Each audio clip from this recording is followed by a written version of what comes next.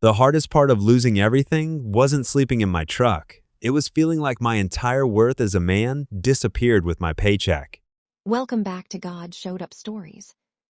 Tonight's story is for anyone who has quietly watched their life fall apart while trying to stay strong for everyone else. The people carrying financial pressure, physical pain, shame, loneliness, and emotional exhaustion while pretending they're still okay. Sometimes people lose far more than money during hard seasons. Sometimes they lose confidence, identity, hope, even faith.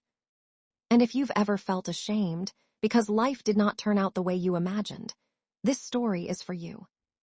Before we begin, take a moment to like this video, subscribe to the channel, and share this story with someone who may need encouragement tonight.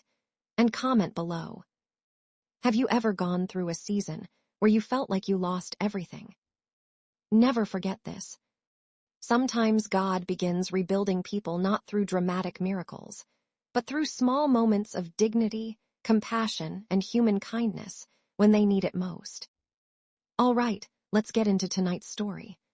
For most of my life, I believe my value came from being dependable. I was the guy who showed up early, worked overtime, handled responsibilities without complaining. Providing for my family wasn't just something I did. It was who I believed I was. And honestly, I took pride in that. I worked construction for nearly 30 years. Long days, heavy lifting, hard physical labor. But I never minded. Until the accident. One moment changed everything. I injured my back badly while lifting equipment on a job site. At first, I thought I'd recover quickly. A few weeks off, maybe physical therapy. But the pain never fully went away. Then came the surgeries, medical bills, missed work, insurance problems. And slowly, my entire life started collapsing piece by piece. I tried pushing through the pain at first, but eventually my body stopped cooperating. Some mornings I could barely stand up straight. The savings disappeared quickly.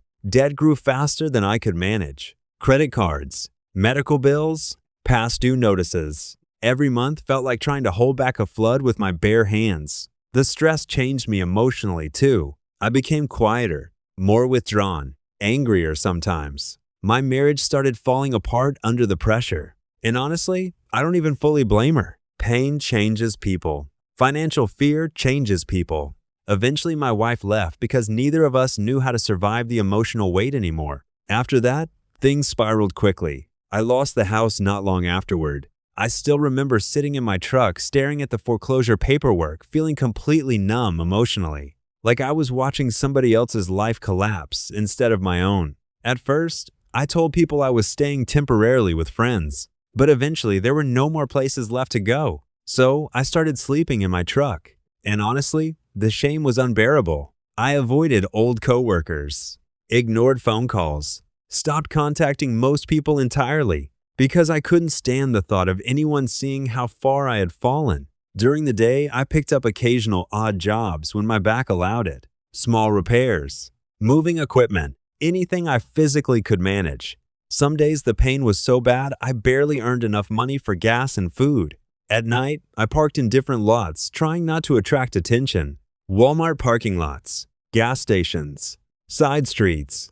Every evening felt heavy emotionally, cold, lonely, embarrassing, and slowly, my faith became distant too. Not because I stopped believing in God completely, I just stopped feeling seen, stopped feeling hopeful. One freezing night changed everything quietly. A shelter nearby was already full. The worker apologized kindly, but there simply wasn't room. I drove around for nearly an hour before eventually parking beside a small church because the lot felt safer than the streets nearby. I remember sitting there staring through the windshield, feeling emotionally exhausted beyond words. My back hurt, my hands were freezing, and honestly, I felt completely defeated. I quietly whispered, "How did my life end up here?" A little while later, someone knocked gently on my truck window. At first, I panicked, but it was an older church volunteer holding 2 cups of coffee. He smiled softly and said, "Thought you might be cold tonight." That simple kindness hit me harder than I expected emotionally.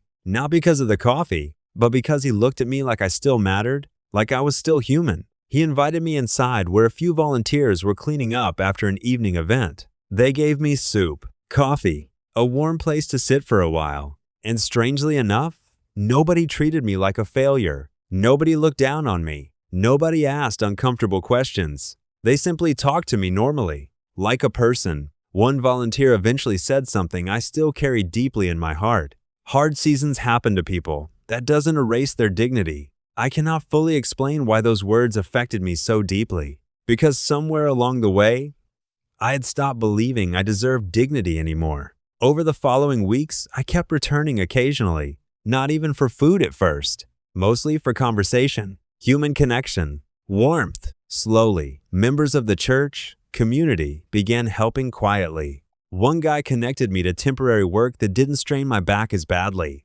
Another helped me apply for housing assistance. Someone donated winter clothes.